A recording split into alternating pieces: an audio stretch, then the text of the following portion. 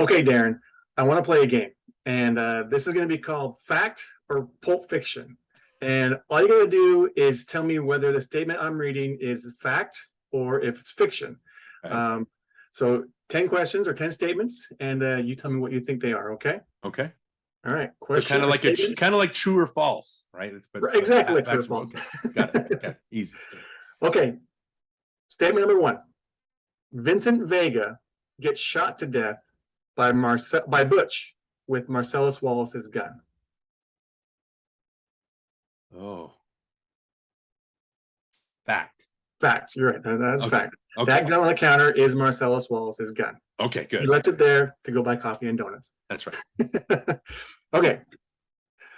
Which also explains why Vincent doesn't come out of the bathroom for all the noise. He thinks it's just His boss. So it's coming back from the donuts. It's time for me to have a crawler. It's okay. So I can go back into the bathroom. All right, number 2. Yeah. In Amsterdam, a Whopper is called Royale with cheese. That's Pulp Fiction. Fiction. Why is it fiction? Vincent didn't go into Burger King. You're right. You're right. Also, it's in France. It's in Paris, France, not in Amsterdam. Oh, right. He went to Amsterdam, but when he was in Paris, he got Yeah. a Royale with cheese. That's what the whole thing is. Metric system. Actually, they just call it royal cheese.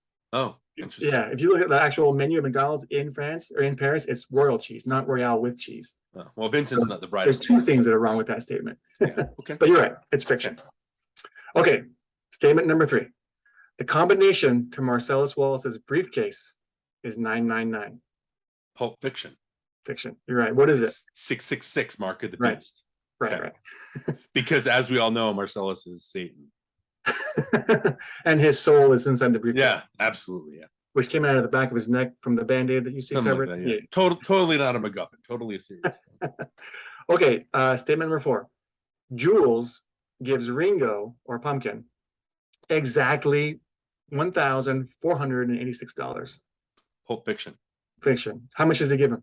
1,500 is what he said. About 1,500, yeah. Yeah, Which is okay. 1,486. It's about 1,500. Good work. Did I get that one wrong then, or is that one right? No, you got it right. Okay. I was told there would be no math. Okay. All right, number 5. Mia Wallace overdoses on heroin and gets injected in the heart with an adrenaline shot administered by a ginger-haired, cereal-eating, bathrobe-wearing drug dealer named Lance. Pulp Fiction. It's Vincent that does it. Yeah, you're right. It was Vince. Yeah. Okay, number 6. Uma Thurman is 6'2". Fact. No, I think she's like 5'11". But you don't know? No, I don't know. I mean, have you seen her big toe though? I mean, that thing's gargantuan. She's got to be over 6 feet. So. That's got to be 6'2". Yeah. I just put it in there for fun. Okay, number 7. Uma Thurman and Quentin Tarantino came up with the story for Kill Bill on the set of Pulp Fiction. Fact. That's fact. You're right. Oh, okay, good. Yep. Number 8. Quentin Tarantino wrote and directed True Romance after winning the Palme d'Or at the Cannes Film Festival. That's Pulp Fiction. That's Fiction. That's 2 things wrong with it. He didn't direct True Romance, and he won the Palme d'Or after, like in '94. Like True Romance came out for Pulp Fiction. Yeah, I need to get that one. I'm just trying to trick you. Timelines. Okay. All right, now number 9. D.W. Lundberg is a famous blogger, film critic, and podcaster. Pulp Fiction. I've No, never that's heard fact. of that guy. That's fact. Famous. Famous like in this room. Like famous between like in that room. Sure, whatever. Yeah, that really didn't count. It wasn't really a part of Pulp Fiction. So this last one should be good though. Okay. Number 10. Johnny Craddock is the best drummer in the world. That's fact. No, that's fiction. He's the best drummer in the universe. Oh, universe. Okay. All right, well, that's my game. What do you think? I liked it. That's fact.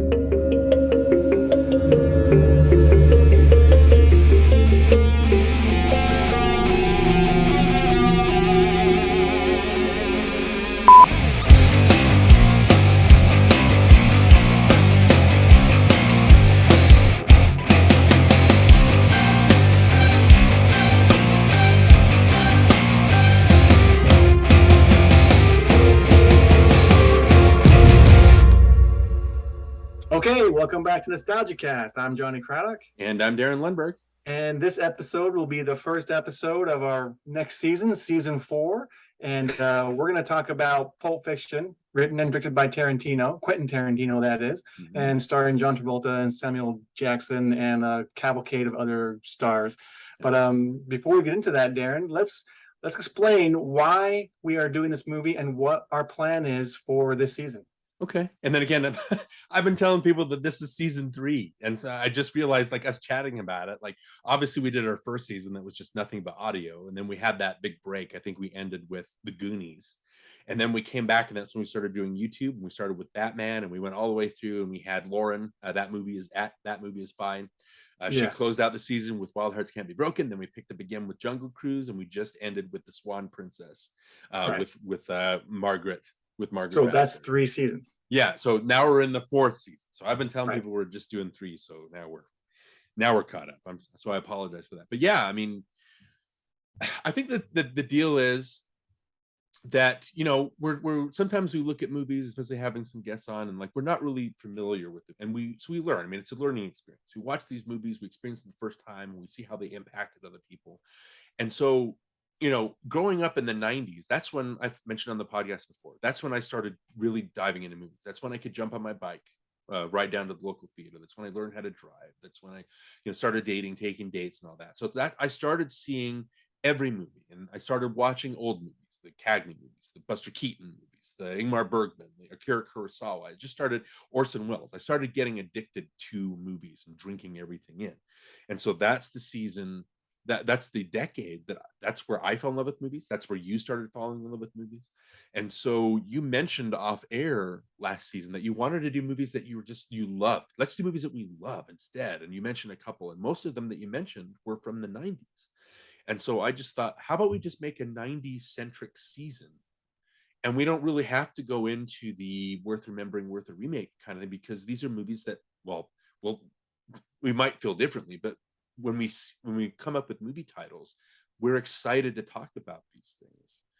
Not that we weren't excited to talk about them with guests before, but now we're going to be able to talk about movies that we grew up on and that we have more of a passion for. And I hope that comes through a lot more this season. Again, season 4, not season 3. Yeah. I mean, like I watched everything during the 90s, and I did a lot of studying. I was in college in the 90s, and so a lot of those things were me I wanted to be a filmmaker, and so I was trying to learn everything I could. And so I want to take this opportunity to like talk about these movies that I studied and that I really know and I fell in love with. And what better movie to start with than Pulp Fiction? Because it's one that's studied over and over again. So we can start our season with that one. And it should be a lot of fun. So let's go ahead and do that. But before we do, let's go ahead and watch the trailer. Okay. Miramax Films is proud to present one of the most celebrated motion pictures of the year. The winner of the 1994 Palme d'Or, the best picture of the Cannes Film Festival.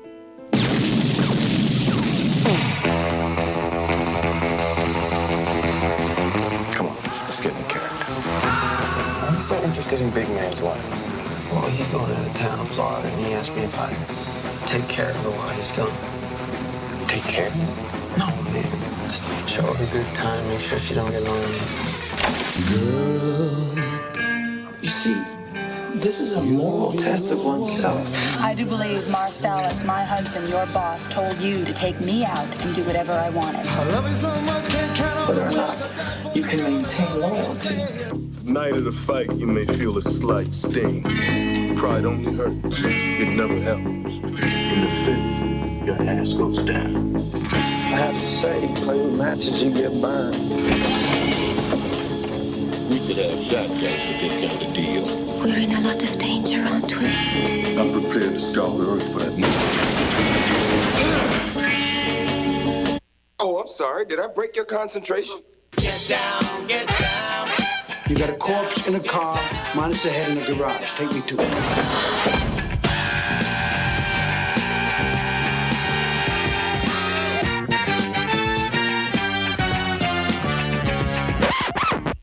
Don't you hate that? Hey, what? Uncomfortable silences. John Travolta, Samuel L. Jackson, Uma Thurman, Harvey Keitel, Tim Roth, Amanda Plummer, Maria de Medeiros, Bing Rames, Eric Stoltz, Rosanna Arquette, Christopher Walken, and Bruce Willis. Looking at something, friend? Ain't my friend looking. Die, you mother! A new film directed by Quentin Tarantino. Pulp Fiction. You really thinking about quitting? Most definitely. What you gonna do then? Basically, I'm just gonna walk the earth. What you mean walk the earth? You know, like Kane in Kung Fu.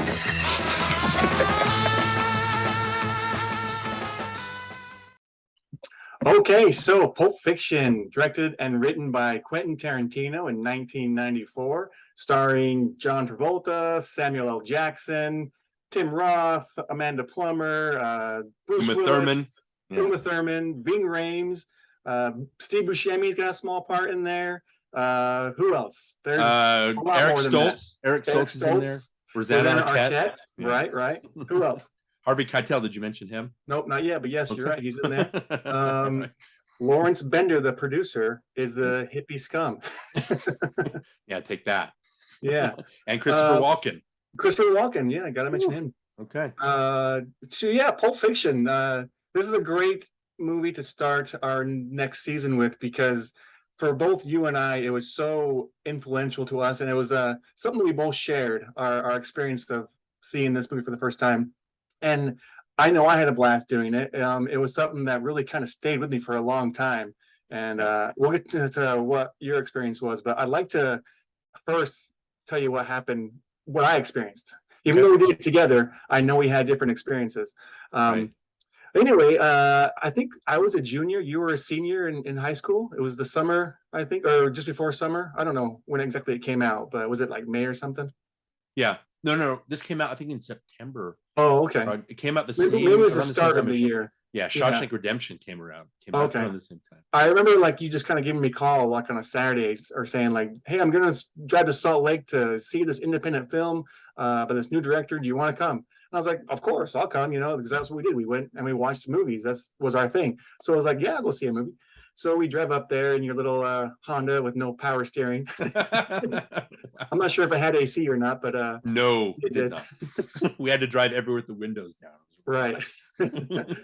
But we got to the theater, and I know that theater isn't there today anymore, right? I think it's been torn down, and It's like It's a now- sportsman's warehouse or something. oh, okay, yeah. But it was a movie theater we'd always go to whenever there'd be this independent films would come out, and they'd go to that theater. So we had to drive to Salt Lake to see these movies. I think And it was so- more like in Utah, especially, like they wouldn't open. Like I think Pulp Fiction had a reputation of being like a hard R-rated movie, and so. Yeah. But then I remember them opening Boogie Nights down in Provo. Oh, So I don't know what's going on, but yeah. and Showgirls too was in Provo too. Yeah. But anyway, so Pulp Fiction, I went there to see with you, and I had no idea what I was getting into. I didn't know what to expect. I'd never heard of Quentin Tarantino. I didn't know what, Huh.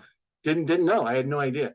So we walked into it. I was totally blind. We sat down, and that first opening scene with Pumpkin and Honey Bunny, like it just kind of caught me off guard, because I wasn't expecting all the swearing, and there was so much swearing. And I remember the audience just laughing at every F word that Tim Roth would say. Like the more he kept swearing, the more we started laughing, because there was just like another one. It was like, it was so funny.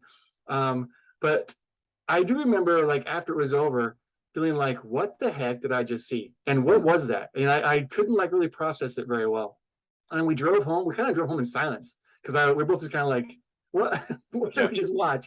And for days, I just kept like going over it and over it in my mind of what that was, because it was so unique and so different. I've never seen anything like it before.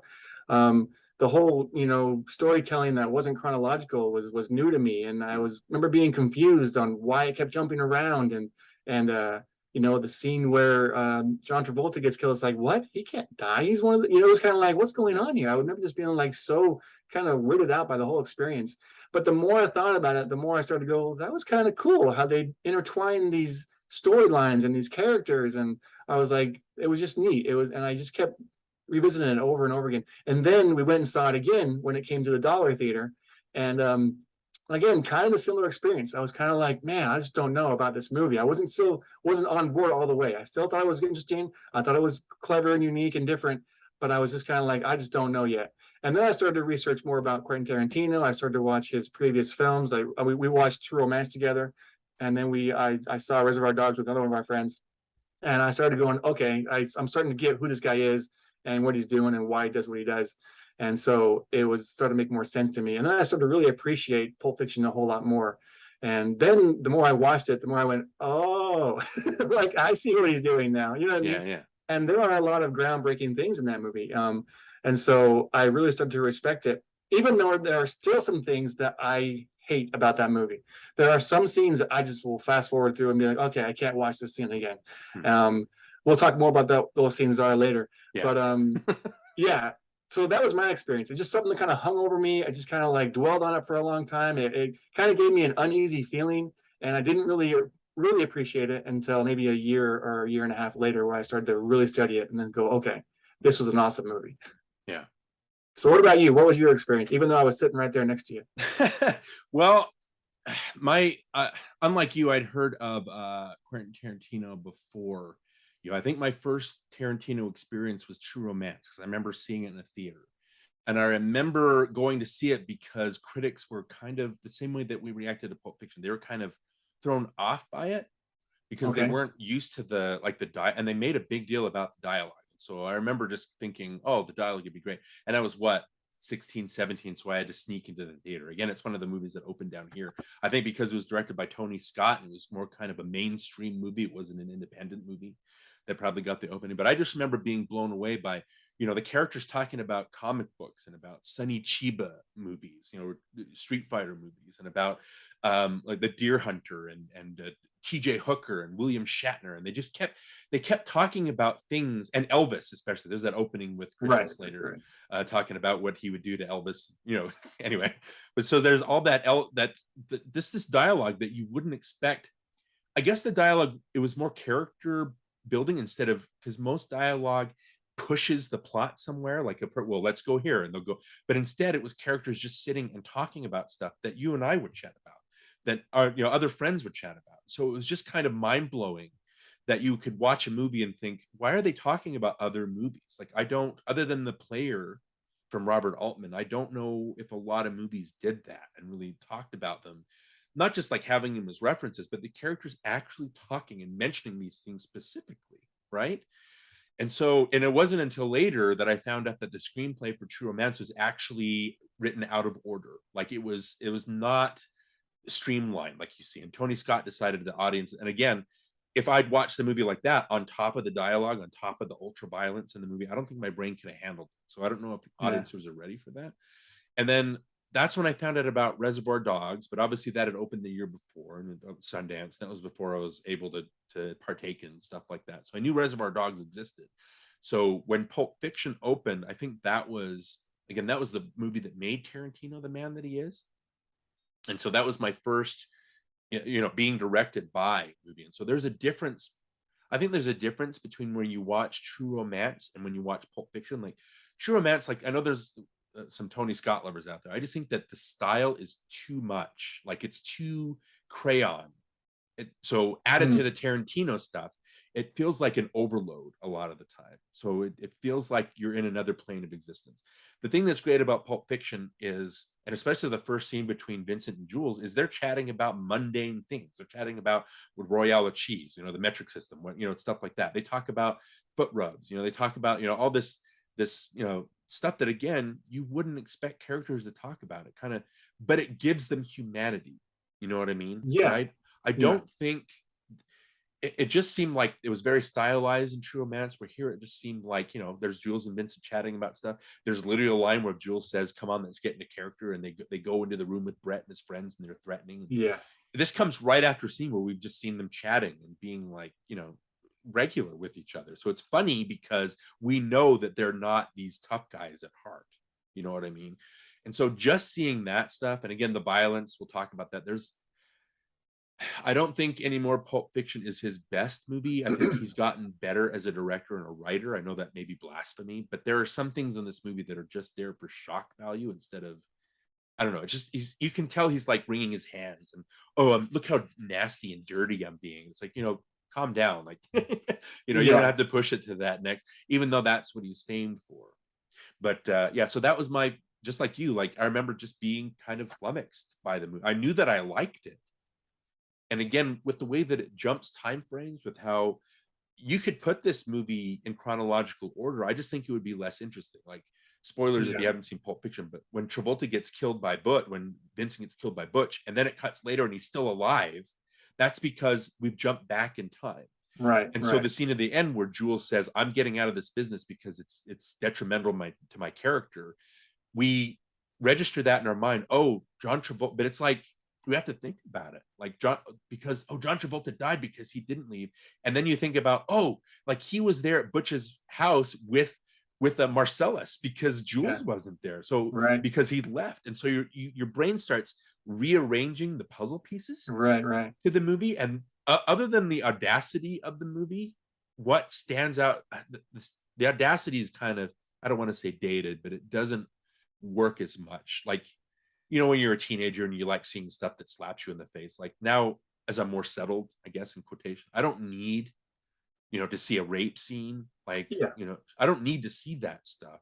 Yeah. To me, the movie, what works, especially watching it again this weekend, was just the way that the puzzle pieces are moved around, and it makes it more interesting, and it makes you think, oh, yeah, it would have worked if we'd done it chronological order and ended with the Butch story, but it wouldn't have been, and we'll talk about that too, the Butch and Zed story, Fabian story, it's so much that if you ended the movie like that, I would have left it not feeling good about myself. Even where it's at now in the movie, it's still kind of a point in the movie where there's a lull and you kind of want to start fast forwarding. At least I do anyway. Yeah.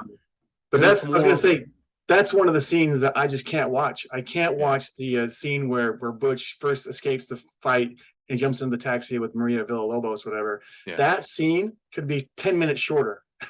It's way too long. Yeah.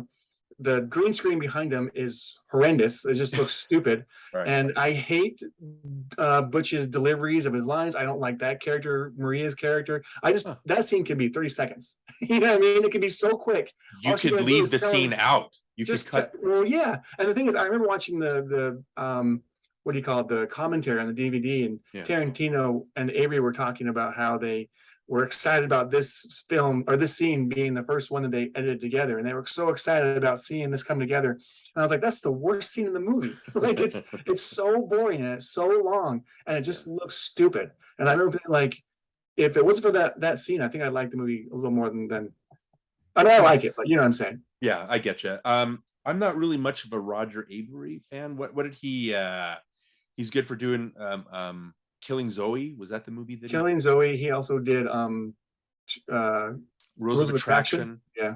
A movie called Lucky Day. I'm not much of an Avery fan, as much of a Tarantino fan. And I know they have a podcast together now where they talk about all movies. Which it's on my list. I haven't been, like, I heard there and I'm like, oh man, that's got to be great. That'd be a fun time listening to that. But I haven't been able to listen to an episode yet.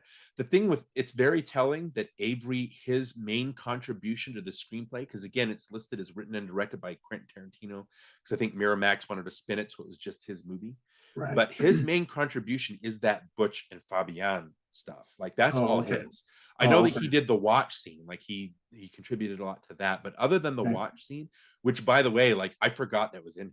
Like when the movie's going and I'm caught up in the plot, and all of a sudden it cuts and I'm like, what is this? And then Walken comes in and I just started laughing. Like, oh my gosh, I can't believe I forgot this. And I was just giggling through that whole monologue. Yeah. You know what I mean? It's just other than that, I think that Butch, that kind of weighs, that's where the movie's weighed down for me. So the way that the movie, like it, what was it? Owen Gleiberman of Entertainment Weekly, he described the Bonnie situation as the dessert. Like we've gone through the meal, we've had all the tough stuff, we have all the honor and stuff like that, with Butch going back into the rings of hell or whatever to become the hero or whatever. And it does that whole last sequence is like a relief, and I giggle all the way through it just because I love Samuel L. Jackson and Travolta's chemistry, the way they're chatting with each other. And Travolta's like, he hands him the rag. And he's like, what is this? It's all red. And he's like, well, you saw me wash my hands. And Jules, I saw you going wet. And it didn't look like no maxi pad, you know. So fun, like all that stuff. Or when they're cleaning the stuff and that's the thing that I loved. And I remember, I think for the Dollar movie, we took Jason, our mutual friend Jason, we took him to see it. And his reaction was, why is that funny? Why is the scene funny when Vincent turns to Marvin in the back and says, blows his head off? Yeah. Do you and oh man, I shot Marvin in the face, which gets a big laugh from us because I think we were in tune with the movie vibe. Also, it was just so unexpected, and so Yeah. your first reaction is to laugh. Yeah, when something like that happens. it's so extreme. But I remember Jason walking out and saying, "Why is that funny?" Like and I remember he didn't like it. Like and then he became a prison guard, and I remember Jason telling us stories about guys that would get in fights and they would remove like cut tattoos from people's backs, and he's like, "Oh, it's so funny." I'm like, "Oh, so you'd probably think Pulp Fiction is a better movie now." But anyway, the thing that's really great about this, the violence is, sure, it's shocking at times, but you're right. It's so shocking that your only reaction is to laugh. And there's an irony to it when Jules and Vincent are cleaning the brain matter out of that back seat. And you can see like chunks of brain in Jules's hair. And their argument's like, come to speak of it, why am I in the back cleaning this up when you should be back here? As a matter of fact, I'm going to come up front and you're going to. And so it's so funny, but it's like an ironic distance because they're neck deep in blood and guts. You know what I mean? Yeah. Well, a little side note about that. I called into a radio contest once where they did like a name that flick type of thing contest, and they played one of the lines from Pulp Fiction, and it was one of those lines from that scene where he's like, "I'm in a red, man, I'm in a red," and so I guessed that it was Pulp Fiction, and I won a trip to New York because of it. Oh, really? I got to go see the Broncos and Jets play in New York because I guessed the line from Pulp Fiction. Well, that's so cool. It paid off. But you know what I mean? It's like that ironic distance from the violence. You have to have a bit of a twisted mind to enjoy Tarantino. You know, I get that he's extreme. I get that I think the F word, you talked about the F words. I think it says the F word 265 times during the movie, which was weird because I watched it this time and I didn't feel like there were that many compared to F words that are in movies and TV shows these days, even though there's a lot. But I get that Tarantino he's too much for some people, and his violence is too much, and the way that he looks at women is little, that can be off-putting. I get that, and I get that there's an audience for him and there's an audience not. I think Pulp Fiction is kind of, if you can make it through Pulp Fiction, you could probably make it through the rest of his filmography, because that basically tells you everything he's about. Yeah. Which is why it could be described as his masterpiece, I guess. I think, well, we can talk about that later, what his masterpiece actually is and what we think it is. But, it's his mission statement. Like, this is what, more than Reservoir Dogs. I don't know what you think about Reservoir Dogs now, but Reservoir Dogs is a very Sundance movie. And when I remember liking it, because again, I didn't see it until it came out on DVD.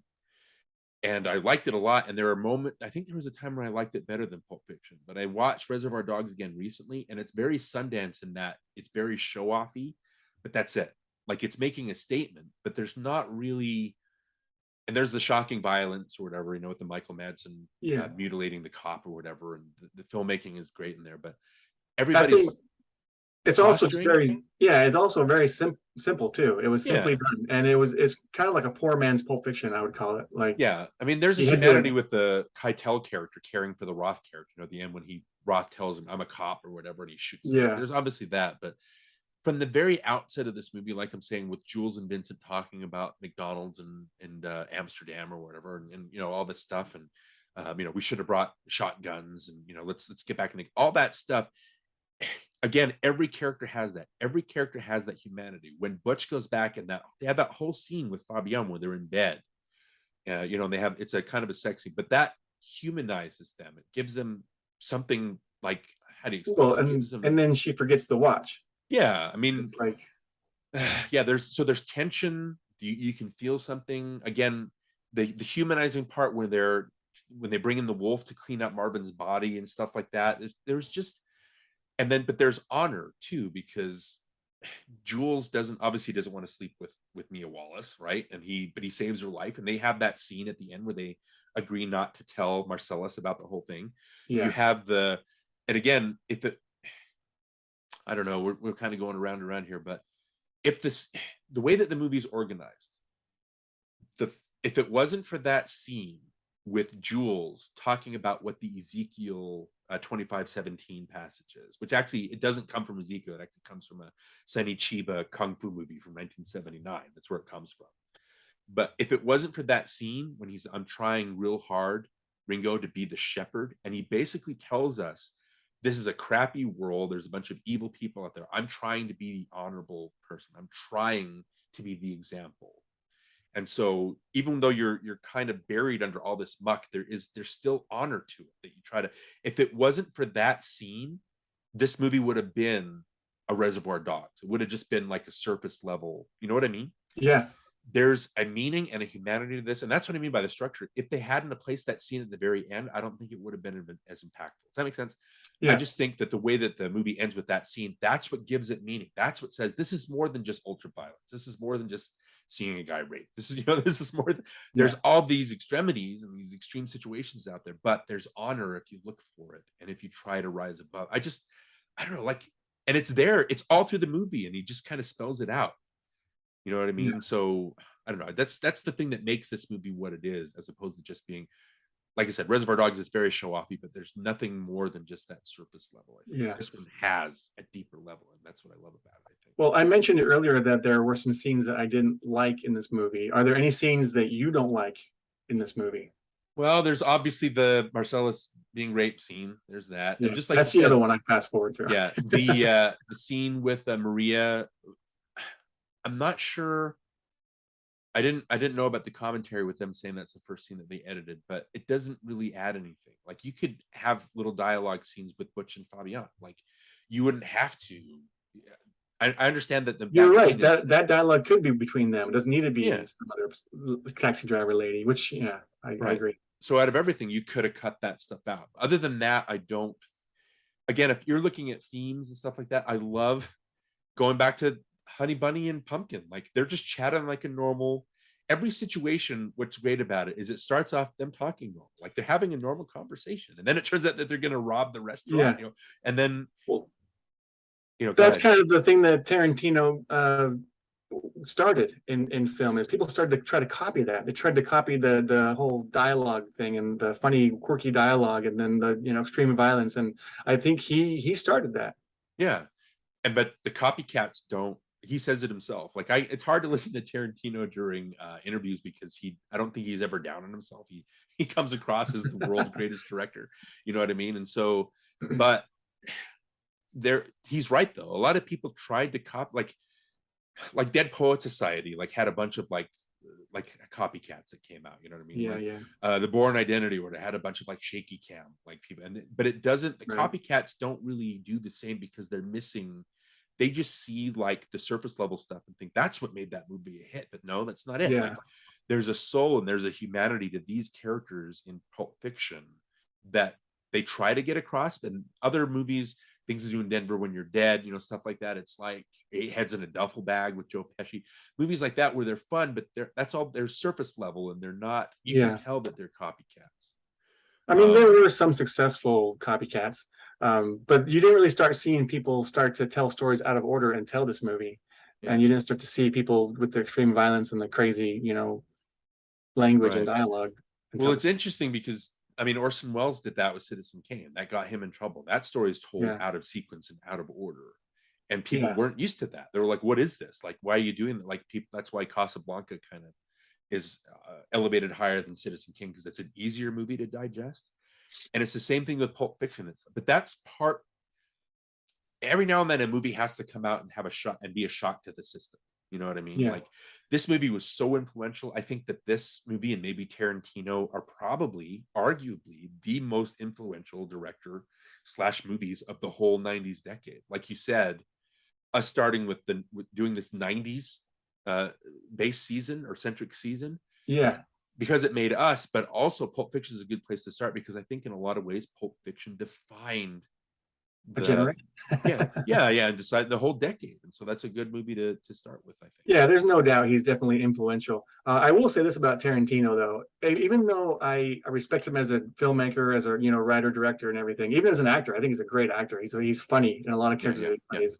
But anyway, I think he would have benefited from actually having gone to some kind of formal film school and get some training because he's just he was a, worked at the video store. He was a film lover, and it shows you can be just someone who loves movies, and you can make good movies just by someone who loves to watch movies, because you learn going to school and watching the films. That's how you learn. And so he took it put into practice and started doing it for reals. And so, but he was missing the whole technical side of things. And hey, this is how you actually set up a shot. This is how you actually do. This is how you actually do it.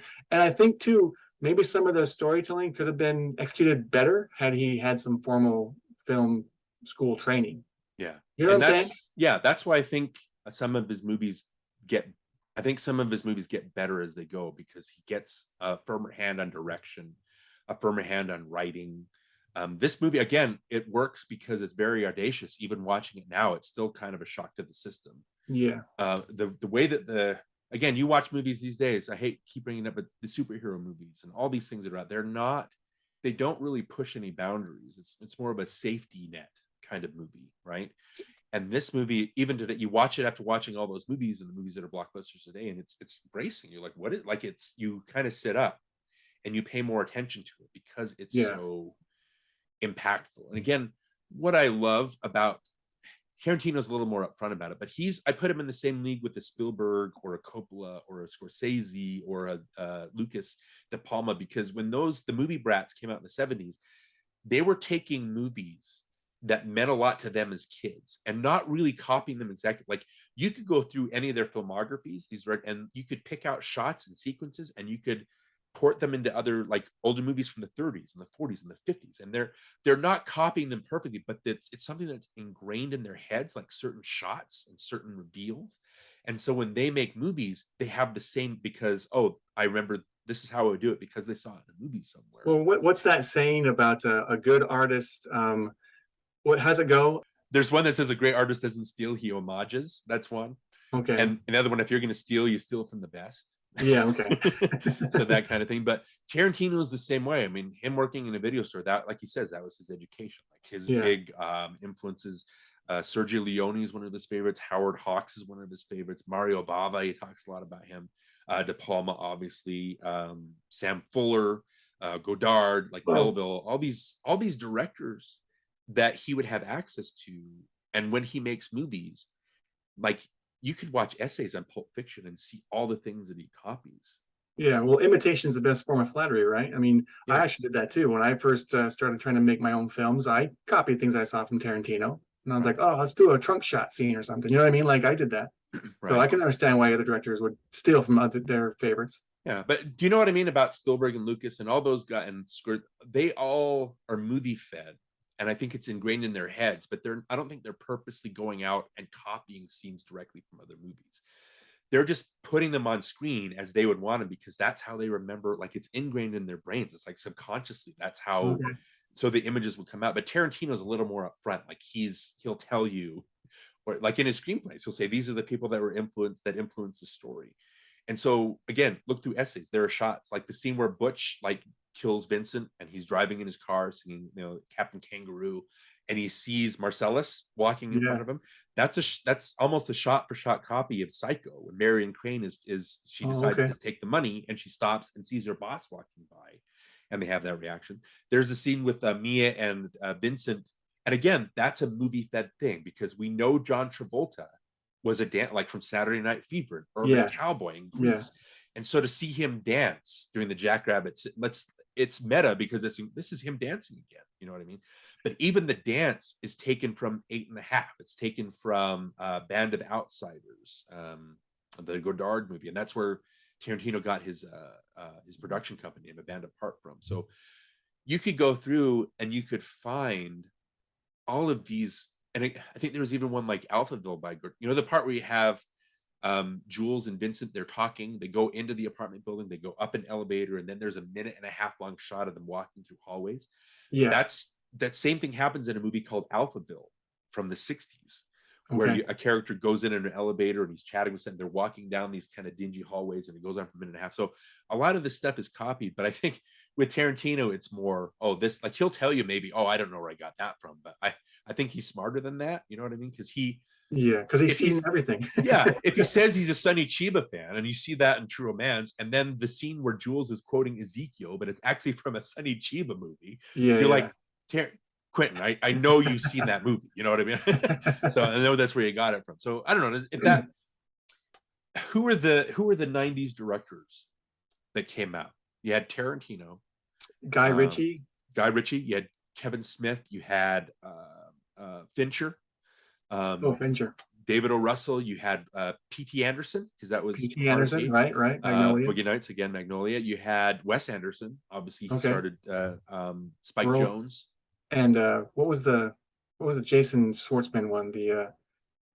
What was the Rushmore? Rushmore, right. Yeah, Rushmore. that was Wes Anderson. Yeah, that came out in '98, all this stuff. And so all these directors started coming out of the woodwork that were kind of our age, kind of our age appropriate, you know what I mean? But they were all movie fed, and they were all kind of the same Sundance Film Festively, new wave-ish kind of directors that Tarantino was.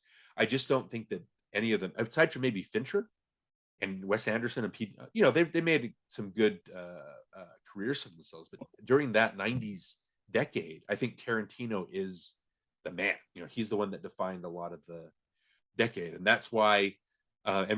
When we're talking about more '90s movies, we'll probably talk about more Tarantino influences. I know that one of the movies we're going to talk about, he did a uncredited script rewrite of it. So they talk about movies in that. They talk about Star Trek. They talk about Silver Surfer in a particular. Yeah, we're going to talk about.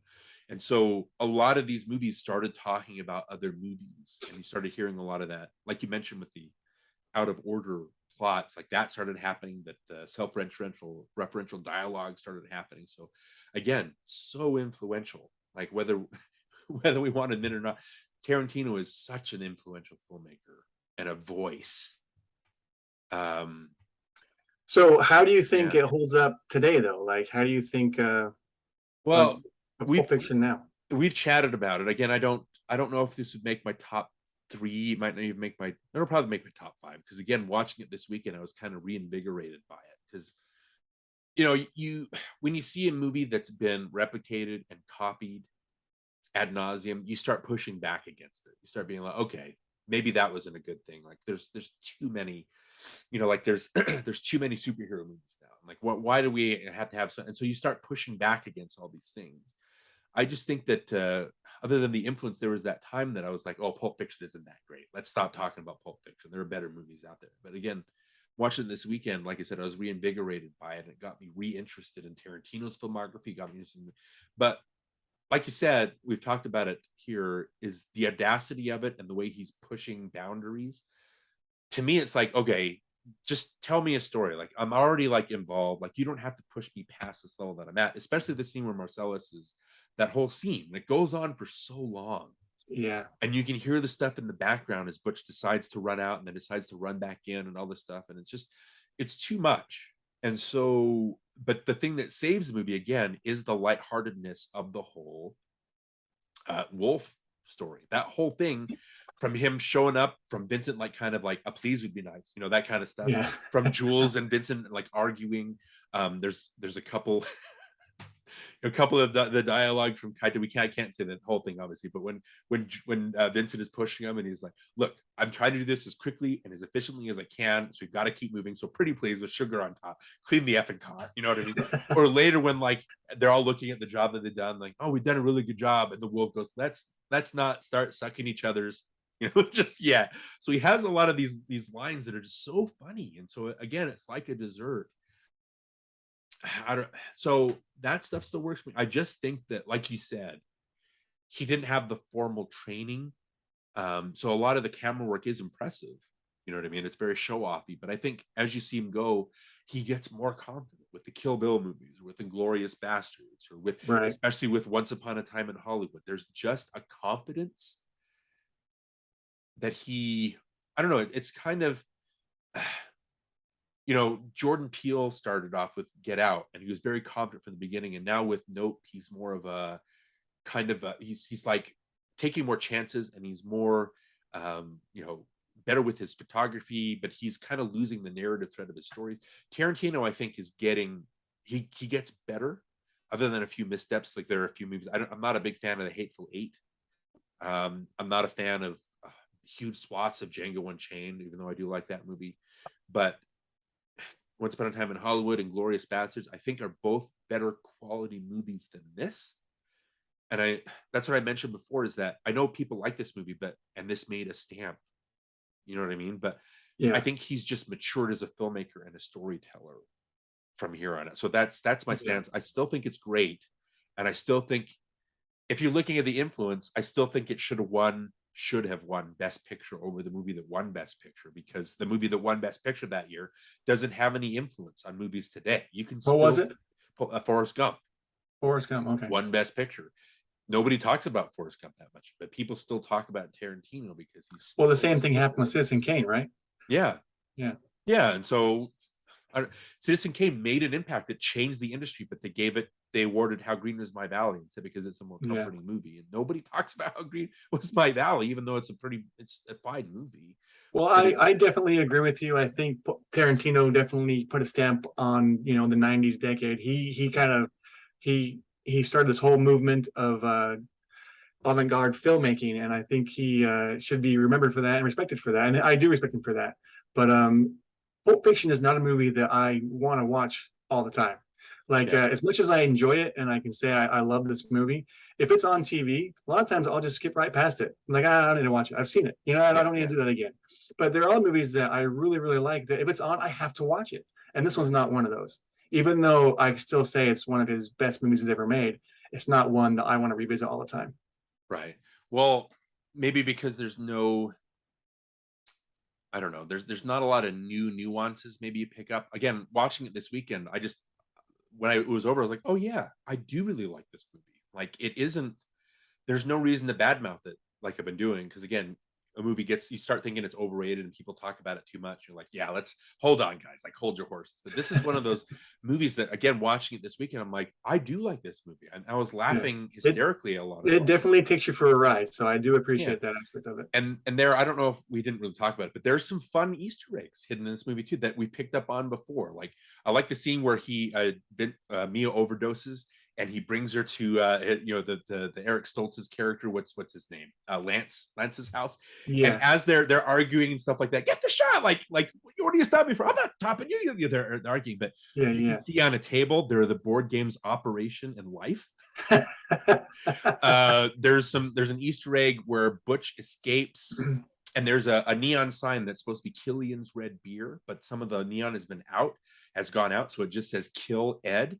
And then when Butch looks at the chopper, the motorcycle keychain, there's a letter Z. And so it spells Kill Zed, which is what's happening. I like that there was, let's see, what are some of the other Easter eggs? And you have to go back and watch it, but the pumpkin and honey bunny scene, you can hear Vincent and Jules talking. Like, if you watch, you can hear them chatting. In the background. I never noticed that. Yeah, so go back. It's the part where Pumpkin Tim Roth starts talking about restaurants and why we should try robbing restaurants instead. You can hear them. You can hear Jules. You can hear Vincent talking. Go ahead. Sorry, you do hear the Ringo or Pumpkin like ask for more coffee. Yeah, toward the end.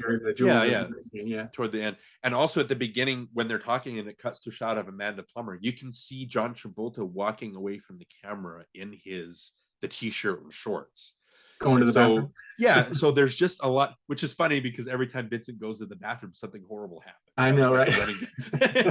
But again, there are all these fun Easter eggs and layers. And that's what I mean. Like, that's what I love. Other than the Audacity kit, I could give or take that. Like, in every Tarantino movie, there's going to be something that pushes a limit. Like, I could find something in every movie that's a little too much. You know what I mean? Yeah. Like, relax a little, buddy. Like, you know. Speaking of Pumpkin Honey Bunny, that's something that's always bothered me. Is when you do go back to Honey Bunny and she says the line again before it freezes in the opening, and then she says the line before the robbery. It's a different line. She doesn't say the exact same line. That's always bothered me. Did you know what Tarantino has said about that? What? He says that the movie's about, I don't know if I buy it 100%, but he says that he purposely did that because it's about perspectives. Now the story is being told from a different point of view. But yeah, that is something to notice. It's a little flub. Yeah. Another thing that's bothered me is when Uma Thurman says, "Don't be a square, but makes a rectangle." Yeah. She's like, "Don't be a rectangle." That'd be funny if she made like a circle or an oval or something, or a triangle. Yeah. So again, when you when you piece all these things together and like, oh yeah, like I mentioned before, that's why Jules isn't in the scene with Marcellus and Vincent. Like he's gone. Like Yeah. that scene takes place toward the very end. Like if you the Butch scene, him riding off with Fabienne, that's the last chronological thing that happens during the movie. Right. Right. But they play, and it's again, if you play it in your mind, you're like, oh yeah, that did take place that is why all this stuff is happening. And Vincent is in the bathroom a lot of a lot of the time the things go Yeah, I bad. think all these things we're talking about are the reasons why I was so flummoxed at first. I was like, what did I just watch? You know, like I couldn't process everything. So now that you look back on it, you piece together, you can go, oh, that makes sense now. But at first, when you're not expecting something like that, it takes you for a loop and you're like, what the heck was that? Yeah. You know what I mean? And so because you kind of get into a rut, you kind of you're lulled into a sense of what to expect from movies. Yeah. And then a movie like this comes along and you're like, I don't know what your brain can't handle it because it's just so. But then that's the fun of movies like this, when you can go back and you can see, but I think you're right. I think a big part of it is, I do, like, again, I saw this over the weekend. I was like, I do like this stuff, but it's settled already. Like I just remembered it, and there's nothing like particularly new that I picked up from it, other than these are the pieces. So that's why, it's the movie that put him on the map, but it's not my favorite Tarantino movie. If that makes sense, it's not the best that he's done. But definitely worth remembering. Oh yeah, absolutely. Absolutely. Pulp Fiction is great. I don't want people to think, but every movie's going to have flaws. I just think that this movie, it made a stamp. It has its place in cinema history that can't be forgotten, even though he's made better movies, if that makes any sense. Yeah. But again, if we're talking 90s movies, like Toy Story, I think is still my favorite Pixar movie, even though I think they made better looking films, better structured films. My heart is still with that first Toy Story. So I'm kind of a hypocrite that way. I think it's just, and we'll talk about it during our outro segment, but there are just some things in future Tarantino movies that speak to my heart a little bit more than. Yeah. So if Reservoir Dogs is up here, it's just in my head that this is how it affected me. And Pulp Fiction is kind of lower down. There are other movies that have affected me more and stick with me more. Okay. All right. Well, is there anything else that we forgot to mention that you want to quickly mention before we go on to the outro? I think that's everything. We mentioned the humanity of the characters. We mentioned how he likes to copy from other directors. We've talked about, I think, and again, if anybody who's listening to this or watching this wants to tell us like things that they also picked up that we haven't talked about or influences, feel free to tell us, and we'll be happy to have a chat with you on social media. All right. Well, let's take a break and we'll come back and do our top 3 Tarantino films. All right. Sounds great. And you know what they call a quarter pounder with cheese in Paris? They don't call it a quarter pounder with cheese? Oh, man, they got the metric system. They wouldn't like a quarter pounder is. And what do they call it? They call it Royale with cheese. Royale with cheese. That's right. What do they call a Big Mac? Big Mac's a Big Mac, but they call it Le Big Mac. Le Big Mac. What do they call a Whopper? I don't know. I didn't go on a Burger King. Okay, well, that was Pulp Fiction. That was a lot of fun. Yeah. Awesome movie. If you haven't seen it, go see it. It's definitely worth a watch. And watch it again if you haven't seen it in a while. I mean, it's always worth revisiting. Right. We talked about in the meet that we wanted to do our top 3 Tarantino films. I know we've kind of talked about Tarantino quite a bit in our other episodes and other seasons. You have to. But we've never really defined which of his films are our favorites. Yeah. So let's go ahead and do that. I'll start because I think I have a good one. Are we going to start with our third and count down? Or are we going to? You want to count down or go top? Let's count down. That'll be great. Okay, count down. That's different. So how about you start then? Okay. All right. Okay. Well, again, I was kind of tiptoeing around it because I didn't want to mention like a lot of these. Again, Pulp Fiction, if I'm thinking about it now, Pulp Fiction would probably be my number 4 out of my top 5. I think Reservoir Dogs would probably round out my top 5 because even though we talked about that being a surface level movie, it still made an impact on me. And there's still a lot of stuff that I really enjoy about that movie. So, so you're in top 5, like Reservoir Dogs, Pulp Fiction. So number 3, and again, I think Drew McWeeny described this movie or this duology of movies as like attending a film festival that Quentin Tarantino is hosting, and it's just a little cavalcade or a taste of everything that he loves. And so my number 3 is Kill Bill. I think I'm going to do it include them as one movie because again, it tells one story, and that was the original plan. If I had to pick one, I think volume 1 is the one that I get more excited about, because that's just, it's so much of everything. It's got the anime, it's got the Japanese samurai movies, it's got the, you know, the revenge stuff. Again, there's a lot of things in the movie. It's iffy, the stuff with the bride, what happens to her in that hospital bed, right? I mean, that's a little much, and so I can understand why that turns people up. But again, that's Tarantino is into the exploitation movies, and so that was a big exploitation thing, you know, I spit on your grave, stuff like that. So that's a big part, and so even though you may not like it, that's still a part of the film history, and so that's what this movie is. But again, it is, and it's the first sign I remember. I know we talked about the humanity with Pulp Fiction, but there's a scene with Sonny Chiba when he's talking with his coworker in the sushi bar, and they have a banter that goes on, and it's so funny. And it doesn't have anything to do with language. And he's talking about, go get the, you know, I want you to go get the sake. And the guy's like, why do I have to be the guy? They go, and I'm always the guy. And so they joke around a little bit, and it's just really fun. Obviously he's chatting with Sonny Chiba, so that's big. But just that it's a rush of everything. And Tarantino directed the action stuff himself because he wanted to become a better action director. And I think the way that he frames a lot of things is just awesome. And I was kind of afraid to watch it at first because I knew it was violent, but that the first time that you see somebody, like, I know that he cuts the servant's arm off, and whenever somebody gets killed or chopped, like, blood gushes, like to the point where it's like comical, and so it's hard to take it seriously. So the part where the bride is fighting in the Bruce Lee yellow outfit or whatever from Game of Death, where she's fighting the crazy 88s. It's funny that the ratings board, the MPAA, had such a big problem with it, and they were going to rate it NC-17. So Tarantino flipped it and made it black and white, so you can't see the blood. But it's like, this is a cartoon. Like, why would you be? It's hard to take seriously. But again, so that's the one I would pick, just a mix of everything. And I just love that it's such a rush. I love the final. Obviously, it's based on Lady Snowblood from the 70s. That's where the inspiration for this is.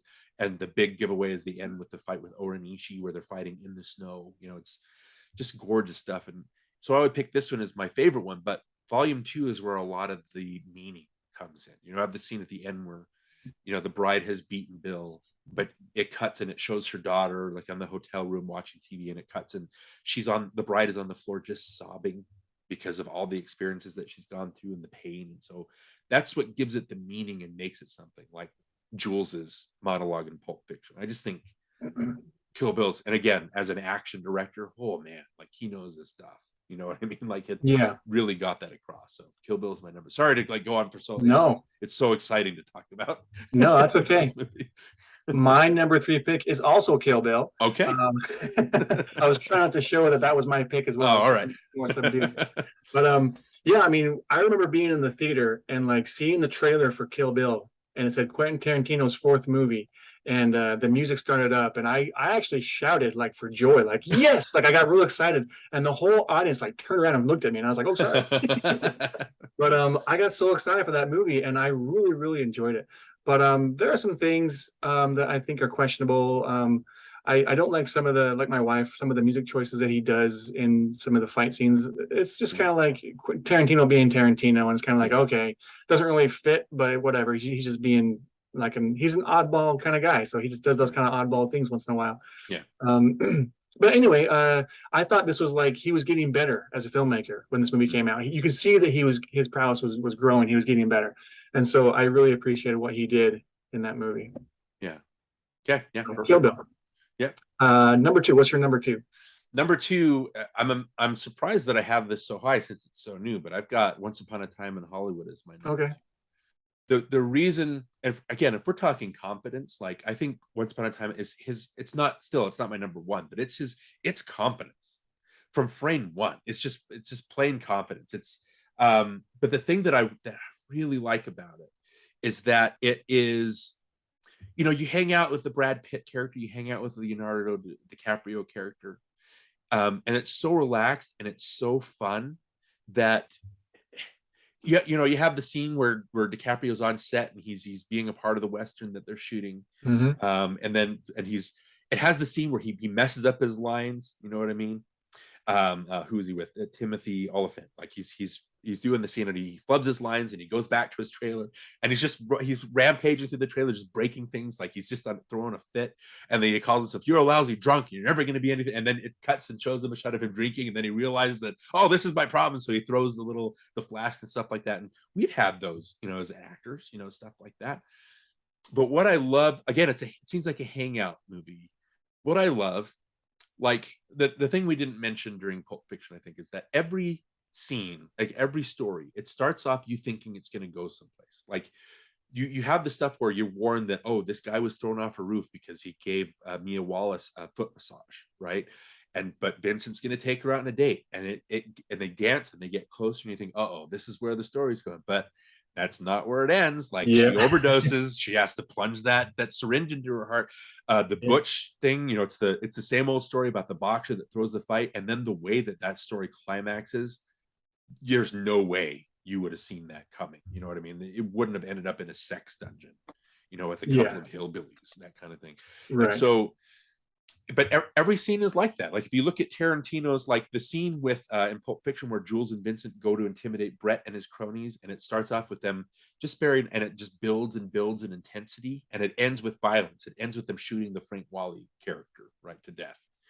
And so he does that a lot. But in Once Upon a Time in Hollywood, you have the scene where Cliff, Brad Pitt's character, he picks up the Margaret Qualley character, and she's underage, and so you're like, uh-oh, like, is he going to get in trouble? But there's a little scene where he says, "You're too young. Like, I'm going to get in trouble, and I'm going to spend time in jail if this goes too far." And so that eases you out. The scene where he goes to Spahn Ranch and he sees Bruce Dern as George Spahn, and the whole time they're building that he's dead, and he's slowly making his way to where Dakota Fanning is, up in the house or whatever.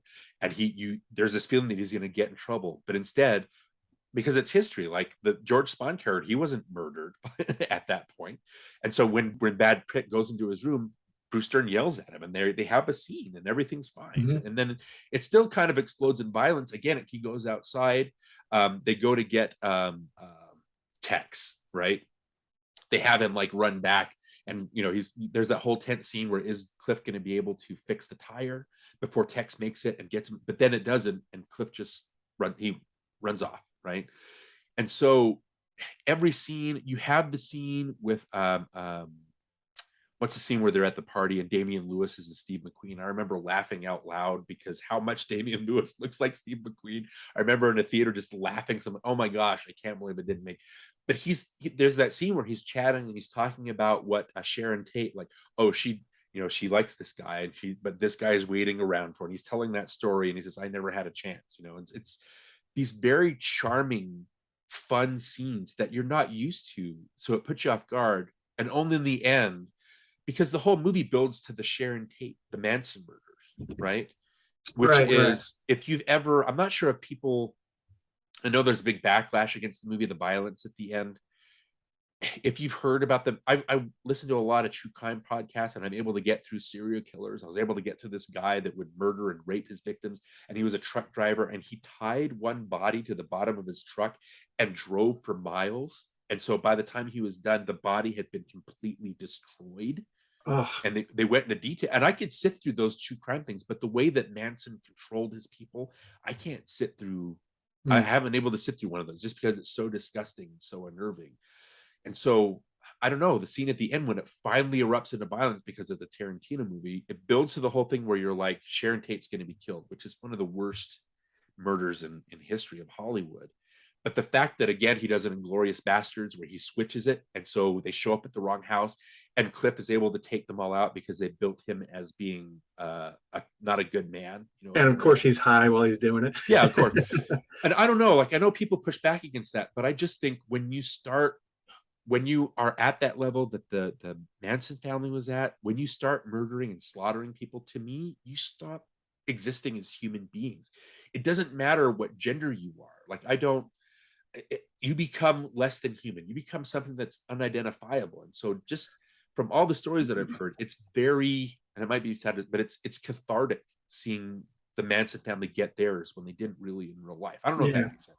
But again, what I love about Once Upon a Time in Hollywood is it builds, and it's, you see Margot Robbie like going to watch a Sharon Tate movie, and it's just it's about the joy of movies. When Rick Dalton is able to act that scene finally, and the little girl, what's her name? I can't remember. That was the best acting I've ever seen. Yeah, the best acting I've ever seen. It's like it's so charming, and it's so, I don't know, it's unlike anything he's ever written. But again, toward the end, that's when it becomes. But then it has the, where they come out and he's like, "Well, are you guys okay or whatever?" And Rick goes, "Well, the effing hippies aren't."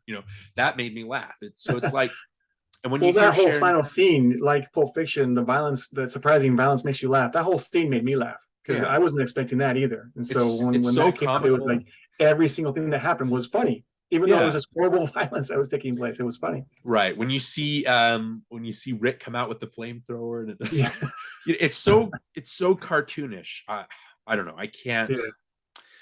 I get that people push back on that. I just think that I don't know. It's and also like Kill Bill, I think his filmmaking has gotten better by that point, and so it was a better made movie as far as the filmmaking goes as well. So I can see why you would definitely pick that one. Right. Oh, and it's J. Sebring, Emil Hirsch. He's the one that comes out and asks everything okay. And okay. Okay. So that's my number 2. My number 2 is Pulp Fiction, because I can't get past it. It was such a big movie. It was such a groundbreaking movie for the time, and it just changed the face of filmmaking. And so it has to be on the top 3. We don't need to go into it. We already talked about it. But Pulp Fiction is my number 2. Okay, perfect. And so for what's your number 1? My number 1. Hold on, I want to get to the right thing here. My number 1 is Inglourious Bastards. Okay. And the reason, I think I wrote a review of it. So dialogue is not cinematic. Okay. Like if you have 2 characters sitting, it's not like just back and forth, 2 characters chatting. It's not cinematic. Like it's not a movie. Like it's a motion picture. You need stuff to happen. Okay. One of the standout reviews of Pulp Fiction was, again, I think I mentioned him, Oren Gleiberman in Entertainment Weekly says that of Pulp Fiction, he wrote that Tarantino's dialogue scenes have more fight and snap than most directors' action scenes. And again, that's because you look at the Jewel and Vincent scene where they go and intimidate Brett and his cronies, right? It's building intention. Like it's about a game that they're playing. Like Jules and Vincent, they work their way in. Like Vincent eats like Brett's burger. Brett tries to get control of the conversation. It's like, look, I remember your name. I got your name, but what's your? And he's trying to get a baseline. And Vincent's like, my name's Pitt, and you're not digging your way out of it. And so it's all about intimidation. But again, it's a pretty short scene. Okay, so again, dialogue isn't cinematic, but the way that Tarantino writes is so entertaining and so, I don't know how to, it's so in your face, but in a good way. It calls attention to itself, that it works. But you have to be a good writer to do that. I know myself, I wouldn't be able to write a scene like, I'd have to have stuff happen because I can't write like that. Stuff would have to happen, but Tarantino has that gift.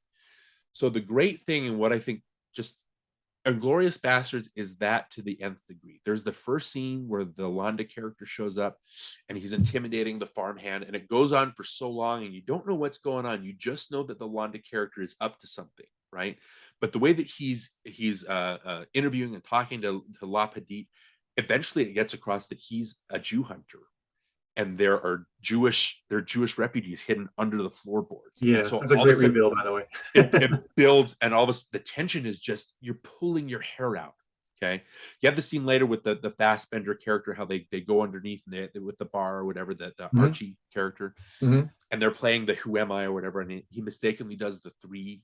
And then it's about the Nazis in there trying to uncover if these people are false, if they're infiltrating, you know what I mean?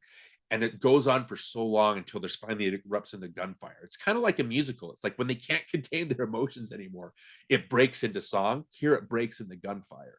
Yeah. And then you have the scene at the end. Obviously, it's funny, but when the Brad Pitt character is trying to pretend like he's French, and he's Arriba, and he's trying to Italian when he's trying to say.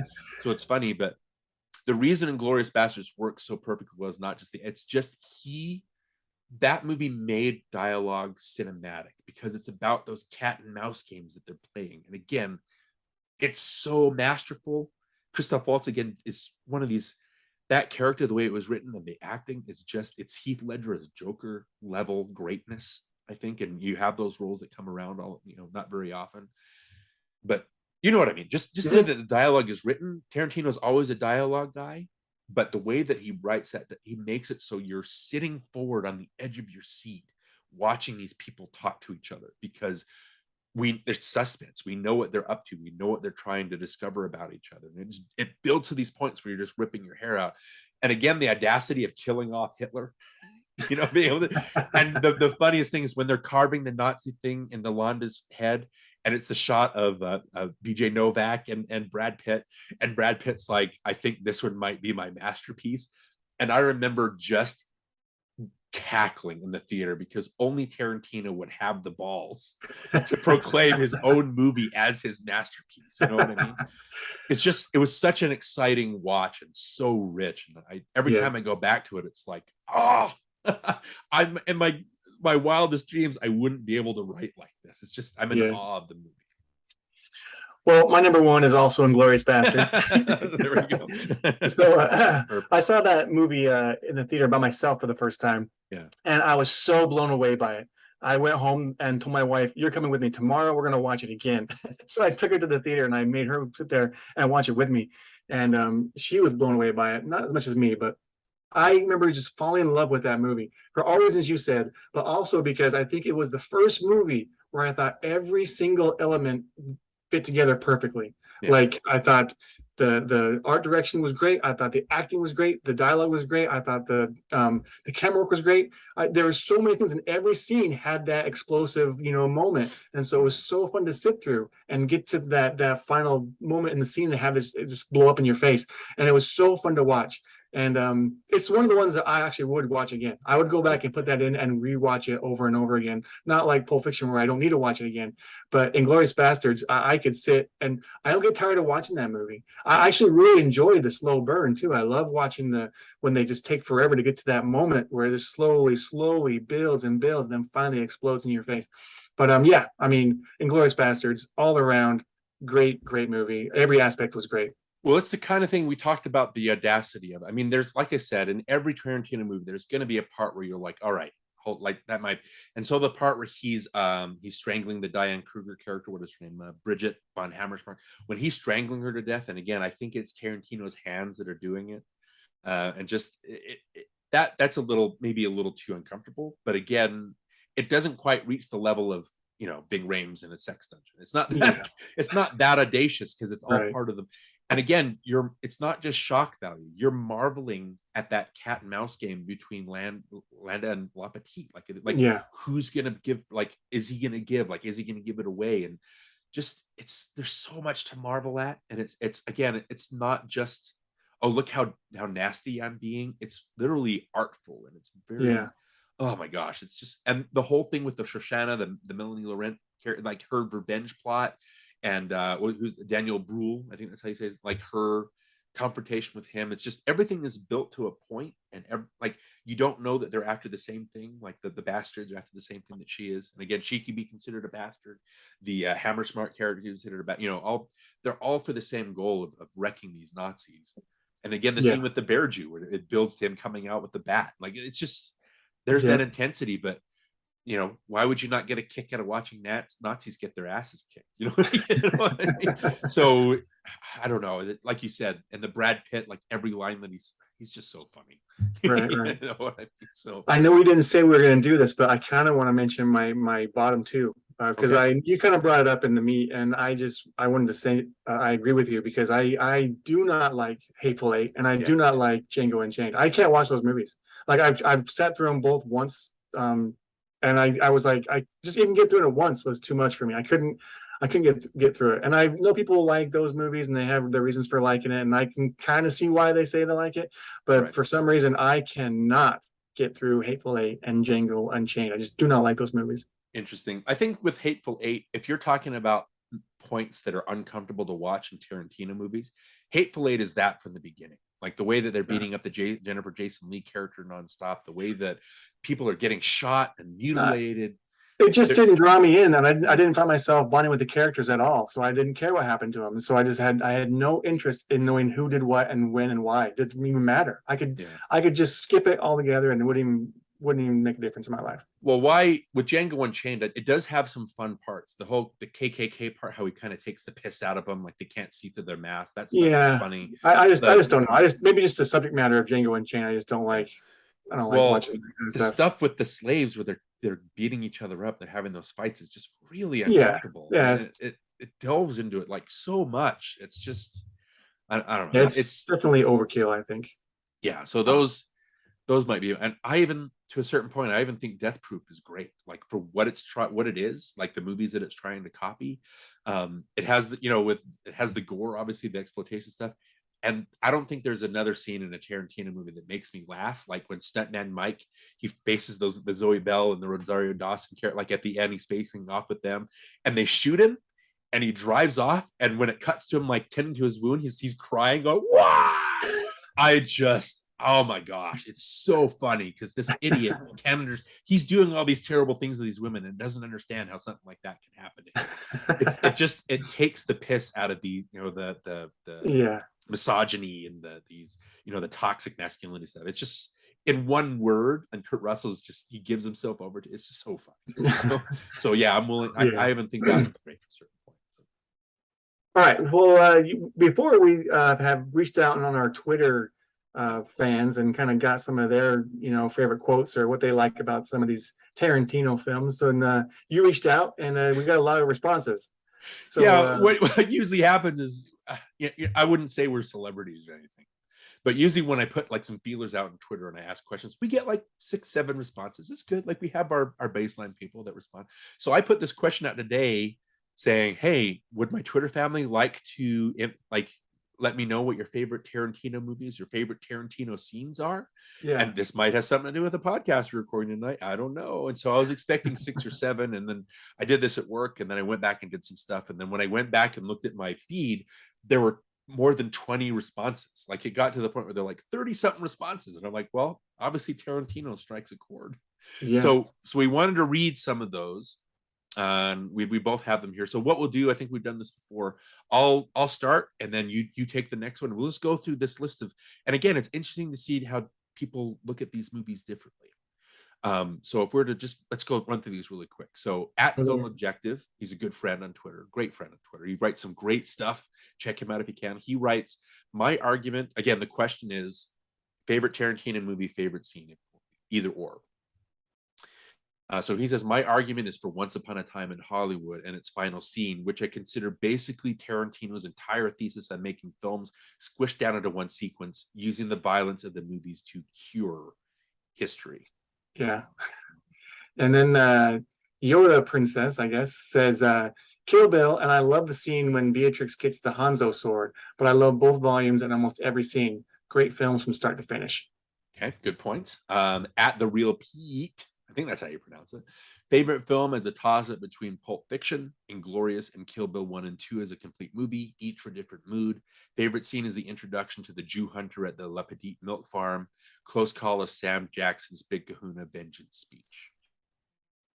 And then Piscine Pod says, too difficult a choice, but I will say I think this just might be my masterpiece. In Inglourious Bastards, it makes me actually tear up every time. Piscine Pod, that's our friend Dave Rosen, who was on for a Little Shop of Horrors. Yeah. So again, that's a good quote. Erica, sorry, I keep doing this because Eric, aka Movie Fan. I keep saying that his name is Erica. That's not right. Eric, aka Movie Fan, says, I still need to catch up on Jackie Brown and the Hateful Eight. No, you don't, Eric. But my favorite Tarantino film is Pulp Fiction. My favorite Tarantino scene is probably the Jackrabbit Slim's restaurant scene. I love retro places like that. Okay. At Real Alex Mack said, I don't know about a scene, but Jackie Brown is my fave. We didn't mention Jackie Brown too much, but I kind of told my wife we have to go back and watch because she hasn't seen it yet. Yeah. So it's a movie definitely worth watching, but I don't think it's one of his best. But yeah, I think the problem was it was more down. It calms down. It's way down. Like if Pulp Fiction is up here, like Jackie Brown is way. It's calmer. It's more confident as a movie. It's not as audacious, I guess you could say. But definitely interesting though. There are some very interesting moments. So Pam Grier, Robert Forster, great performances. Great performances. At Dorkaball Dork says, in From Dusk Till Dawn, when it flips from a Brothers on the Run movie to a vampire film. I know, he just wrote the movie, but still. And my favorite movie is a toss-up between Jackie Brown and Kill Bill, both watched right in a row. Okay. At That Movie Is Fine. Hey, we've had her on our show before. Yeah, that's Lauren. Yeah, we had her on for While Hearts Can't Be Broken. Great. That's right. Great. My great favorite guest. Quentin Tarantino movie is Reservoir Dogs. Best QT movie memory is seeing Grindhouse in 35 millimeter for my birthday in 2007 at Fave Atlanta Art House. Did you get to see Grindhouse in the theater? I didn't. I saw it at a drive-in. Yeah. Okay. I saw Okay. the Terror Planet and Death Proof together at a drive-in. That must have been great. It's weird that they only, again, I don't know if I like the movie enough to get it on Blu-ray, but I think that's the only way you can watch Planet Terror and then the trailers and then Death Proof. Death Proof, yeah. Which is how you're supposed to watch it. It's weird that they split them up. And then the funniest stuff is the scene missing where they cut away, like the part in Planet Terror where they're trying to get out of a situation and then it says scene missing and then it cuts back and everybody's talking about, wow, I can't believe we did that, or the lap dance scene with I think Vanessa Manillo character in Death Proof. Like they put the lap dance scene in. Again, it's funny that they cut that out. So it's weird that they released those separate. At Alex Pletch for Reveal says that Django is my favorite movie, but the crazy 88 fight is my favorite scene. And for a bonus, my favorite performance is Walton Goggins in Hateful Eight. Again, the performances in Hateful Eight, I don't have any problem. Everybody's committed. It's just, we chatted. It's hard to get into.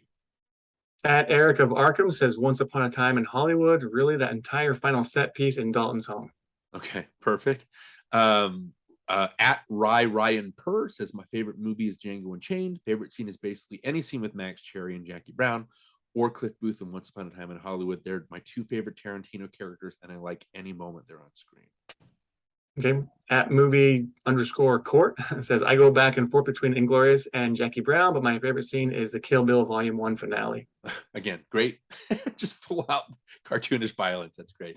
At BRBR_Bill says Inglourious Bastards for the win. Good job. Either the bear juice scene or the scene where Brad Pitt is debriefing the troops about business booming. Haha. Again. Who doesn't want to see Nazis get the crap kicked out? Okay, at Scuttle Lemur. That's Brian. Brian. That's Brian Scuttle. Yeah. Good friend. We might be having him on later this season. Yeah, maybe. He says my favorite movie is still Pulp Fiction. Good one. My favorite scene, either Jules and Vince cleaning up the car or Ray questioning Jackie after the mall in Jackie Brown. That's a Michael Keaton in a Quentin Tarantino. Do you think Keaton is a good fit for Tarantino? I think so. Yeah, I think so. Yeah, I think he's game for anything. At Brian Ackley says a master filmmaker is often at their best when they are restrained. Yeah, that could be true. Reservoir Dogs and Death Proof are QT's best made films. His best scene might be Chapter 1 of Inglourious Basterds, which again we just chatted about. Oh, such a great opening to that movie. At Film Follow UK says Pulp Fiction still gets all my love. Best scene, the intensity of Jules and Vincent retrieving the case from Brett, the levity prior to entering the room because sheer menacing perfection, and Jackson makes drinking soda seem immensely intimidating. Okay, perfect. At Defining Disney, again, that somebody who we haven't chatted or mentioned on our podcast before, but somebody who might be popping up later on. She says, wouldn't call it our usual fare, but Kill Bill is a favorite in our house. At the Lone Wolf 68 says Pulp Fiction is my favorite Tarantino film, and my favorite scene is the diner scene. Okay, perfect. Let's see. At Tapwater Alice says Pulp Fiction is my typical go-to answer. However, Jackie Brown has really climbed up in my rankings over time. My favorite scene is pretty much the entire climax of Kill Bill Volume 2, every scene with David Carradine. At Girly Girl 694 says, if someone followed me around for a week, get to know me, my interests, and what was important to me, then went and made a film trailer made just for me, that film would be Once Upon a Time in Hollywood. It is literally the film of my lifetime, from my longtime connection and fandom to my many cast members to the fact a high school classmate of mine was an extra to my actual personal connection to another cast member's father. Not to mention, my initials are on Rick Dalton's license plate in order, along with the year I first read the book Helter Skelter. Not kidding. Plus, Margot Robbie wearing an identical football jersey to the one my son wore in high school, exact colors and numbers. That is crazy. That would do it. It's hard to watch something like that and go, oh, it's like I'm up there on screen. What a coincidence. No kidding. At Swayze of Arabia says favorite movie is Pulp Fiction. My favorite scene is the Bruce Lee scene from Once Upon a Time in Hollywood. It's so funny and it shows you how full of himself Cliff Booth is. Are you aware, Johnny, of the controversy that went on with that Bruce Lee scene? Did you hear any of that discourse or read any of that discourse? No, I'm not aware of that. People, and again, maybe it's because I think in audiences, people were laughing at the Bruce Lee character, and they didn't like that a white guy beat up Bruce Lee. I just think, aside from all the maybe racial sensitivity stuff and how people kind of thought you were treating him as a joke, I've always thought of that scene as it's Cliff's perspective. Like, he sees himself as this tough guy. Like, even he can beat up Bruce Lee, and it's like, I don't know about this. And at the end of his own memory, he gets kicked off the set, and then it cuts to Cliff going, "Fair enough." You know what I mean? So I like that. So I don't know. There's always controversy in a Tarantino movie, but I like that scene from the perspective of Cliff. Yeah. So. At SWO Productions says Inglourious Basterds is my favorite movie of his, followed closely by Django Unchained. Okay. At Internal Called says, I love them all, but Death Proof has my favorite scene. I love cars, especially muscle cars, and when the girls decide to go after Mike, it's so amped. When Arlene is half in the car, half out as they drive up to get him, she looks like a knight about to joust. I love it. Oh, that's a good point. That's excellent. At The Impossibles, hard to choose a favorite film, but it would be between Reservoir Dogs, Inglourious Basterds, and The Hateful Eight. Favorite scene is really more like a moment when Archie from Inglourious Basterds says, "Well, if this is it, old boy, I hope you don't mind if I go out speaking to kings." Yeah, I love that. I love that line. Yeah, just very, very subdued. Okay. That was Michael Fassbender, right? Who yep. Did that. Yeah. Before he was a thing, before I guess the X-Men movies made him a thing. Anyway, he's a great actor with or without those. Okay, at It's a Lone Wolf says, there are certainly better scenes, but for me, it's personally when the bride and Oren Ishii fight in the snow at the end of Kill Bill Volume 1. The way that the snow's falling, the way that the blood kind of falls across the pure white, it's just so gorgeous. Like, such a gorgeous looking movie. I don't know if I mentioned that when I was talking about it, but the images in that are just brilliant. Yeah. At Master of Phone Inc. 1, I guess. It's supposed to be Master of 1 Inch Punch. Master of Master of One. Christopher Walken with a watch in Pulp Fiction. Right. The backstory to that? Did you know that Walken had a bottle of hot sauce with him, and he would drink from the bottle in between when they were filming? Like, in between each shot, he would down some of this hot sauce. Really? And I think Lawrence Bender thought it was some kind of actorly thing, but no, the hot sauce gave him saliva, and I think so it made him perform the dialogue so much easier, and so that's why he was doing the hot sauce. Interesting. Yeah, very. At Geek Salad Radio says, favorite movie is Pulp Fiction. It's weird, we just talked about that one. Scenes, Orange tells a story in Reservoir Dogs. Great scene when he's telling that. Oh yeah, I love that scene. I love that scene. Londa's introduction in Inglourious Basterds, we talked about that, and Cliff kills the Manson family in Once Upon a Time in Hollywood. At Akira Miyazaki 17, Rick Dalton's acting scene in Once Upon a Time in Hollywood. Okay. At Tristan 08555-780 says, Pulp Fiction and the entirety of both the Ezekiel 25:17 scene, the Jackrabbit Slim scene, and the Wolf scene are all tied for me. The climax of Once Upon a Time in Hollywood is a big contender for me too. Both the Bride versus the Crazy 88 scene showed him with Oren are up there as well. So a lot of good scenes. Yeah. At Crooked Table, we know who that is. Again, Rob. Yep. Yeah. Good friend. He was on for our. Oh man, what did he bring to us? It was the American Tale. Oh, that's right. Yeah, Robert Yanis Jr. would really get him on Twitter. Yeah. My first theatrical Quentin Tarantino was Kill Bill Volume 1, so I'll cheat and say the Crazy 88 battle sequence for my favorite scene. His best movie, IMO, is Inglourious Basterds. Quentin Tarantino at the height of his powers, and the last edited by Sally Menke. Oh yeah, that was his editor for all those movies. Yeah, again, good. Too bad we didn't get to mention her during the Pulp Fiction. I don't know if it's gone downhill since then, but they have this thing where in the outtakes, everybody's saying, "Hi, Sally." Yeah, because she's great partner. At IMD Bartlett says, Jackie Brown, it's not a scene exactly, but the moment where Forster and Jackson are in the car and the tape starts playing, and Jackson says, "I didn't know you liked the Delphonics." Also, the scene where Forster and Greer talk about getting old. Yeah, they gave a lot of gravitas to that movie. Watch it again, and they're the heart of that thing. A lot of fun. At Every Rom-Com Pod, favorite movie, Once Upon a Time in Hollywood. Favorite scene, tie between the car chase and Death Proof, featuring Zoe Bella, I guess, stunt work, and the scene where Tim Roth is delivering his anecdote in Reservoir Dogs. Yeah, we mentioned that. Okay. At Marcellus Durden says, Inglourious Basterds, while there are a handful of scenes I adore, the tavern sequence with the bastards playing the guessing game with the SS officer is about 10 minutes full of intense, silent, and heart-pounding tension that is written and acted with so much vigor. I have a hard time picking what my favorite scene is, either the Landa introduction scene or that scene in the tavern. Again, so Yeah. good. So good. At Crutches McGee says Kill Bill is by far and away my favorite movie of his. I consider it to be one movie. Okay. Right. And it's a tie between the final fight culminating in Bill's death or the sequence where Hanzo forges Beatrix's sword. I tend to go with Bill's death because I love quick fights like that. Same reason the final duel between Kenobi and Maul in Star Wars Rebels is my favorite animated duel. The fights are quick, precise, demonstrate extreme skill, but mostly the fight is more about the buildup. That combined with the emotional payoff at the end of the two movies, it's just glorious. You go from pure vitriol and hate to the fight that's over in 5 seconds to his tender moment. You can, you can feel all the things left unsaid between them. And the best part, how do I look? And you look ready. It's just perfect. Right amount of emotion, respect, and finality that is so rare to find these days. Love Kill Bill for so many reasons, but this scene is one of the top reasons. Yeah, that's a good lengthy explanation of that movie, but I couldn't pass that up. That's very good. And then at Colin Horton YT says, I've never seen a Tarantino movie. Well, there's a few of those people out there. Right. He got some flack for that, but again, very brave to say something like that. So great, good job. So yeah, again, a lot of love for Tarantino. I want to thank everybody, especially our stalwarts, and again, hopefully people that will become stalwarts. Thank you for offering your opinion on Tarantino. I know that he gets some backlash, but it was so great seeing so many responses. Like, oh, obviously Tarantino means something to a lot of people. So yeah, so that's great.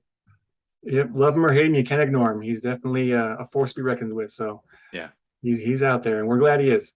Yep, absolutely. All right, so what's next, Darren? I know we have some guests lined up this season. Who's first? Okay, well, this guest means a lot to me. I know that we chatted about him on the podcast, especially when we first started. He's the co-host of the podcast Best Forgotten Movies. I know they kind of slipped off the radar because of home issues or work gets in the way, life gets in the way, like John Lennon says. But Gareth Green, one of the co-hosts and creators of Best Forgotten Movies. Again, these guys, I was in a creative rut. We'll talk about this with him, and I wasn't sure. And he was this podcast is one of the great inspirations to get me, my innovation and my inspiration going and my creative process going again. And hey, why don't we do a podcast? And so I owe him a lot. And again, there are so many great conversations. This has been a long time coming. I was finally able to broach the subject. Hey, would you like to come on? And he's like, sure, I'd love to. And so we're going to chat about Forrest Gump. Oh, okay. We talked about that briefly with Pulp. I think that's a great tie-in. Obviously, they went head-to-head at the Oscars. Yeah. But we chatted about that movie, and he picked that one. I was like, oh, that's going to be so much fun to talk about, especially with you, Gareth. So again, we're going to have him on next. That's our second 90s episode. So excited to chat with him. So excited again. Everybody that's listening, I hope this season really gets you involved. I hope this gets you excited. I hope that, especially even in this episode, I hope that you felt our enthusiasm for the movie that we talked about and the movies we're going to be talking about. Let us know what you think, and I hope we can get involved in conversation. Absolutely. All right. Well, for NostalgiaCast, I'm Johnny Craddock. And I'm Darren Lundberg. Thanks for listening. Catch you next time.